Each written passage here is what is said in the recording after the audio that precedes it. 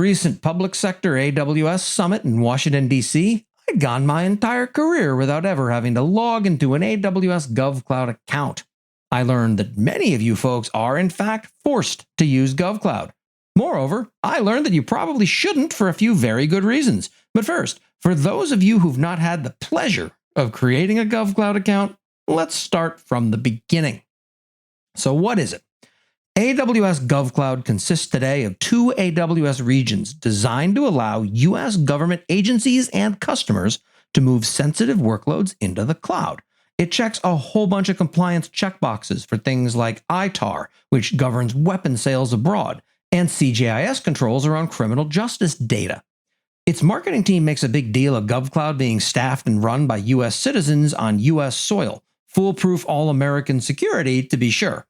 In their defense, a number of its tenant workloads mandate this. So that's what GovCloud is, and it's extremely likely that you should not use it.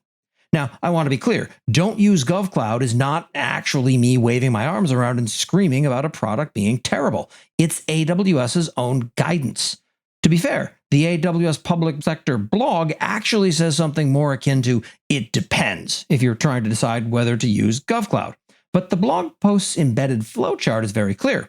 Here are a bunch of requirements. If you don't have any of these requirements, use the standard commercial AWS regions. And I agree with this advice. You'll unlock better capabilities at a lower price if you can use a standard AWS commercial region. Services, features, and services that are features with an ambitious product owner are slow to come to GovCloud. It's not exactly bleeding edge. I've often said that one day, when the cloud's technology outpaces me and moves beyond my technical comfort levels, I'll go work on GovCloud. It'll be like time traveling back a decade, during which time I can reskill for whatever the next chapter of my career holds. This is only half in jest. Now, one of the case studies for GovCloud is the state of Kansas's driver's license renewal system, managed by Payit.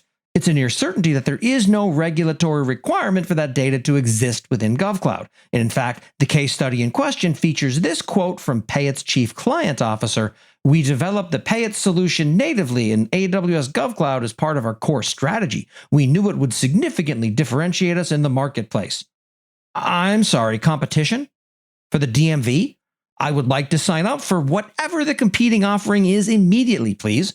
Now, I get that this guy is with the contractor and not the government itself, but the entire case study blurs that line magnificently. Also, in what universe is "we're hosted in GovCloud" a selling point to anybody? It means more red tape, not better security.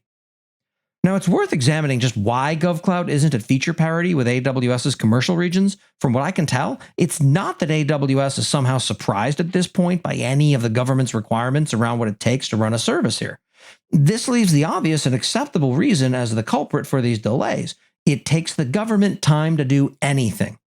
Note that slower rollouts are exactly what you want from governments most of the time. "I wrote it last night, so it's probably fine, off to production with it," isn't the way you generally want to run the country's court systems. The trade-off is being stuck in the past in some regards. YubiKeys are a prime example of this. You can't use YubiKeys in GovCloud to authenticate as a user, but you can in the commercial regions. Part of me wonders whether it was governmental requirements that made YubiKeys support come to AWS so embarrassingly late. After all, every employee at AWS has had a YubiKey hanging out of their laptop for many years, and the company's unofficial slogan is "work hard, have fun, make hay," which is the unintentional YubiKey press that abound throughout AWS's various chat programs internally. Now, AWS clearly knew what a YubiKey was, but the government version of a YubiKey is likely an upgrade of an enterprise YubiKey. That is to say, a 50-pound hardened steel device with a 6-minute boot-up sequence and an interface that's reminiscent of the 1980s. These things take time, and we should probably not blame AWS for the oftentimes sad state of GovCloud's feature support. And an update, incidentally. While I was working on the editing for this podcast, AWS started allowing FIDO2 keys, but I was unable to get it to work. In theory, I might be able to fix that by making my YubiKey require a PIN, but I'm loath to test it, lest I blow apart my ability to log into basically everything else that I use this key for.